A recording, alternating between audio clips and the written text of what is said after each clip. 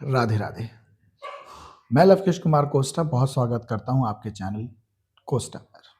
जैसा कि आपको मैं पहले भी बता चुका हूं और हर वीडियो में बताने की कोशिश करता हूं और बताता हूं कि इस चैनल का पूरा नाम हमने दिया है Costa organization for social transformation and advancement. और हमारा सिर्फ और सिर्फ एक ही उद्देश्य है, एक ही प्रयास है कि कोस्टा और कोस्टी समाज तक सभी सरकारी योजनाएं और समाज से संबंधित जानकारियां सभी तक पहुंचाना, ताकि समाज समृद्ध, विकसित और भविष्यवद हो सके और आगे बढ़ सके, मजबूत बन सके।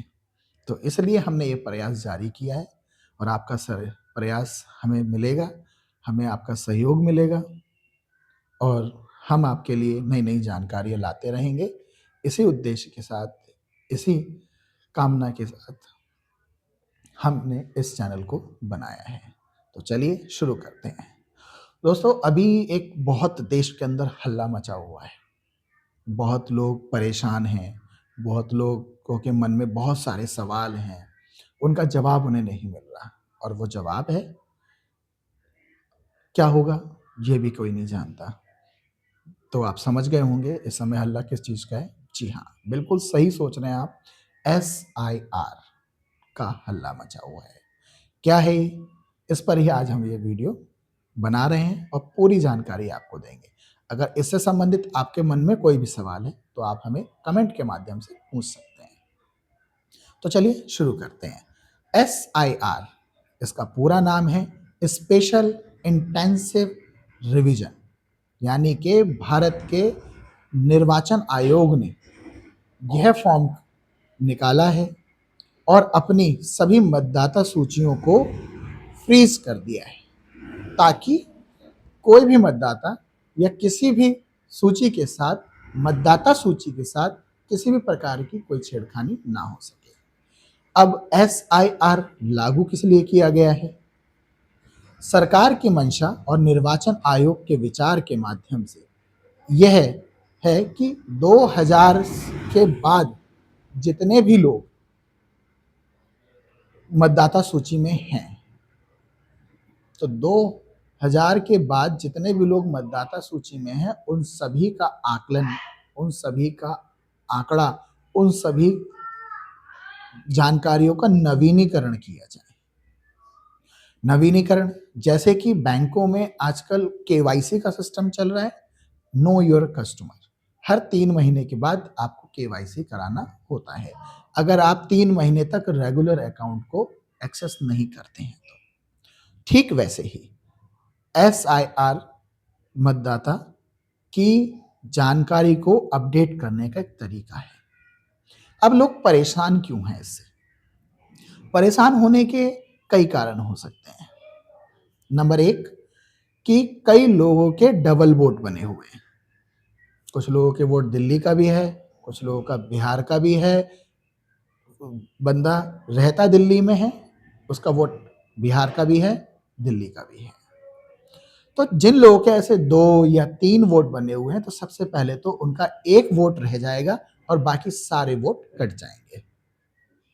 तो एक तो डर इस चीज का है। सरकार ऐसे वोट काटना चाहती है क्योंकि एक वोटर का नाम कई जगह आ रहा है, तो ये एक रिड्यूसनेस होगी, ऐसे वोटरों को खत्म किया जाएगा।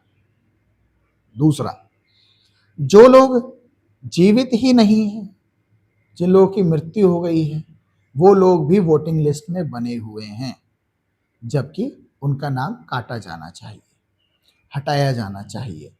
तो कहीं ना कहीं इससे भी गड़बड़ी होने की आशंका मतदाता या निर्वाचन आयोग को हुई है, इसलिए ऐसे लोगों का भी नाम लिस्ट से हटाया जाएगा।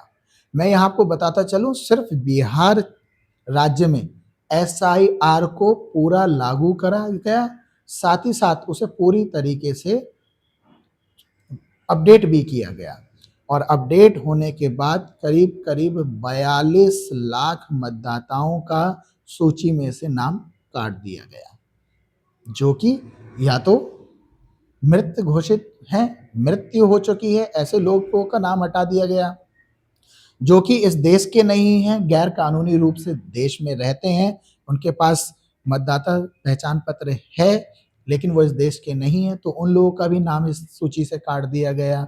और तीसरा, जो मैंने आपको पहले ही बताया कि जिनकी डबल वोट है, जो 2 या 3-3 पहचान पत्र बनाए हुए हैं, ऐसे लोगों का भी उस पते पर सत्यापन नहीं होने पर नाम काट दिया गया है।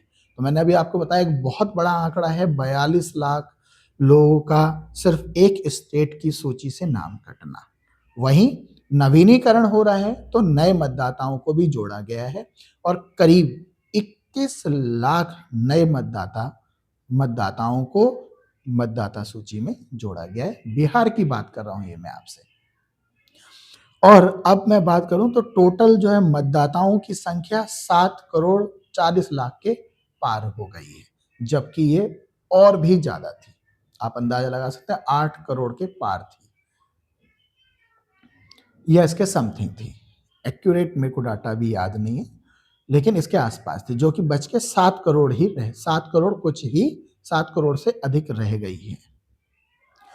तो ऐसा ऐसे हमें ये फायदा है। सोच के देखिए, जब एक अकेले राज्य में 42 लाख लोगों के नाम कटे हैं, तो पूरे भारत राज्य में कि अगर एसआईआर कंप्लीट हो जाती है तो कितने करोड़ों करोड़ लोगों के नाम कटेंगे, कितने मतदाता कम हो जाएंगे, कितना निर्वाचन आयोग के ऊपर जो बर्डन है वो कम हो जाएगा। आखिर ये बर्डन ही तो है, उन लोगों का रिकॉर्ड रखना, उनको जो है सभी सीरियल नंबर वगैरह अलॉट करना, इलेक्शन में उन लोगों के लिए पोलिंग बूथ को अलॉट करना, तो ये एक बहुत बड़ा प्रोसेस हो जाता है। हालांकि अभी भी उनको इतनी ही मेहनत करनी होगी, कोई खास नहीं, लेकिन एक अपडेट डाटा किसी भी संस्था के लिए बहुत अच्छा होता है। तो यही एक कारण है कि एसआईआर का इसमें बहुत हल्ला है। एक सबसे बड़ी चीज, पश्चिम बंगाल में तो आप देख ही रहे हैं, न्यूज़ पर सुन ही रहे हैं कि खालिस्तानी या बांग्लादेशी, है ना, अफगानिस्तानी गैर कानूनी रूप से रह रहे हैं। ये कहीं भी छुपा नहीं है। जब से एसआईआर लागू हुआ है तब से वो बॉर्डर पर बैठे हुए हैं कि वह अब जल्द से जल्द अपने देश को निकल जाएं। सरकार उनके लिए डिटेंशन भी कर रही है और उनको भेजने का प्रयास भी सरकार की तरफ से जारी है, मुहिम जारी है। तो अभी आप न्यूज़ पे देखेंगे तो आपको देखने को मिलेगा कितने ही सारे लोग बॉर्डर पर बैठे हुए हैं। तो आखिर ये डर किस चीज़ का है? ये एसआईआर का है। और अभी तक तो सिर्फ सुन रहे थे कि बाहरी लोग बैठे हैं, लेकिन अभी इतने सारे लोग मिल गए हैं, तो आप खुद अंदाजा लगा सकते हैं कि सरकार का ये जो प्लान है, ये जो एसआईआर लाई है सरकार, इससे क्या होने वाला है। तो मैं समझता हूँ ये देश के हित में है, इसलिए आप जहाँ भी हैं, देश के जिस राज्य में भी हैं, आप सबसे पहले तो अपना एक मतदाता पहचान पत्र ही रखिए। जिस स्टेट में आप रह रहे हैं, उसी स्टेट का रखिए, और जहाँ आप काम करने भी जा रहे हैं, तो वहाँ का मत बनवाइए।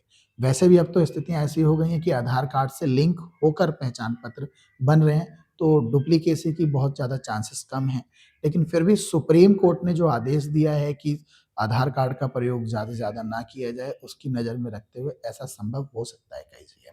लेकिन फिर भी आप जिस तरीके से सरकार ने एसआईआर का नियम लागू किया है, आप विश्वास मानिए 2 जगह वोट रखना मुश्किल हो सकता है। इसलिए आप जहाँ मुख्य रूप से निवास करते हैं, सिर्फ वहीं कहीं पहचान पत्र बनवाएं। जब भी वहाँ इलेक्शन हो, आप वहाँ जाकर वोट करें। इससे हमारी देश की व्यवस्था और मतदाता सूची व्यवस्थित रहेगी और काम करने में सुचारू रूप से चलेगी। आपको ज़्यादा कुछ नहीं चाहिए, आधार कार्ड या जो भी आपके पास डॉक्यूमेंट है, उस पर लिख कर आता है, वो आप डॉक्यूमेंट दे सकते हैं। बड़ी आसानी से एसआईआर का फॉर्म आप कंप्लीट कर सकते हैं। ऐसी कोई जटिल प्रक्रिया एसआईआर के फॉर्म में नहीं है। बाकी एसआईआर से संबंधित आपके मन में कोई भी सवाल है, तो आप मुझे कमेंट करके पूछ सकते हैं और जानकारी हम आपको देने की पूरी कोशिश करेंगे। कमेंट का ही रिप्लाई करने की कोशिश करेंगे, या हमें लगेगा कि इस सवाल पर वीडियो बनाकर आपको जानकारी देने की ज़रूरत है, तो वीडियो बनाकर हम आपको उसकी जानकारी देंगे। तब तक के लिए नमस्कार, राधे-राधे।